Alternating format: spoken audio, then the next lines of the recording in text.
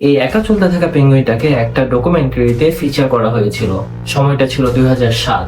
অ্যান্টার্কটিকার বরফে ঢাকা এক বিশাল প্রান্তরে ঘন্টায় প্রায় 100 মাইল বেগে হাওয়া বইছিল। সেই মুহূর্তে দেখা যায় একটি পেঙ্গুইনের দল নিজেদের বাঁচানোর জন্য একটি সেফ জোনের দিকে দৌড়াচ্ছে।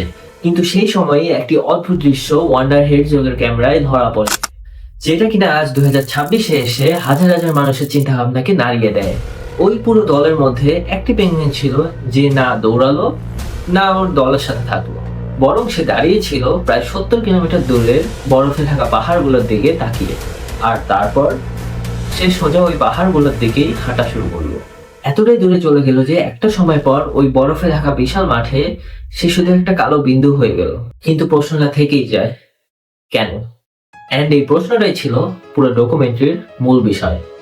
সায়েন্টিস্ট বা রিসার্চাররা নানা রকম কনসেপ্ট বা থিওরিজ দিলেও পুরো ইন্টারনেটে সবাই নিজেদের মতো কনসেপ্ট এক্সপ্লেন করছে। আমার পার্সোনালি একটা কোট খুবই পছন্দ হয়েছে, I don't have wings, I can fly, but I am ready to climb the highest mountain so that I can touch the sky. আজকাল আমাদের লাইফটাও এমন হয়ে গিয়েছে যে আমরা সব মানুষরা একসাথে একই ভিড়ের মধ্যে চলছি চলছি আর চলছি।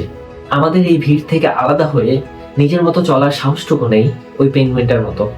আই গেস আমরা সবাই চাই নিজের ডেইলি লাইফ থেকে বের হয়ে নিজের মতো কিছু একটা করতে, নিজের মতো দুনিয়াটা ঘুরে দেখতে, নিজের মতো নিজের স্বপ্নের পিছে ছুটতে। আর যখনই আপনি লাইফে নিজেকে প্রশ্ন করে নিজে থেকে একটা ক্লিয়ার অ্যান্সার পাবেন যে আপনি আসলে লাইফে কি চান, কোথায় যেতে চান, নিজের গন্তব্যটা কোথায়, তখনই দেখবেন আপনি নিজে থেকে ওই পথে চলতে শুরু করে দিয়েছেন যেখানে আপনি আপনার আশেপাশে কাউকে পাবেন না। অ্যান্ড সেই পথে চলতে চলতে আপনি ঠিকই একদিন আপনার লক্ষ্যে পৌঁছে যাবেন। সেদিন হয়তো আপনাকে নিয়েও ডকুমেন্টারি বানানো হতে পারে, যেমনটা সেই ভিড়ের মধ্যে হাজারটা পেঙ্গুইন থাকা সত্ত্বেও একটা পেঙ্গুইনকে নিয়েই বানানো হয়েছিল, কারণ সে নিজের মনের কথা শুনে ভিড়ের থেকে আলাদা হয়ে ডিফারেন্ট কিছু একটা করেছিল। এটা যদি আমার কনসেপ্ট অ্যান্ড থিঙ্কিং যে আমি কি বুঝেছি পেঙ্গুইনটার কাহিনী থেকে, আপনিও কমেন্ট বক্সে ট্যাগ করে জানিয়ে দিতে পারেন আপনার চিন্তা ভাবনা।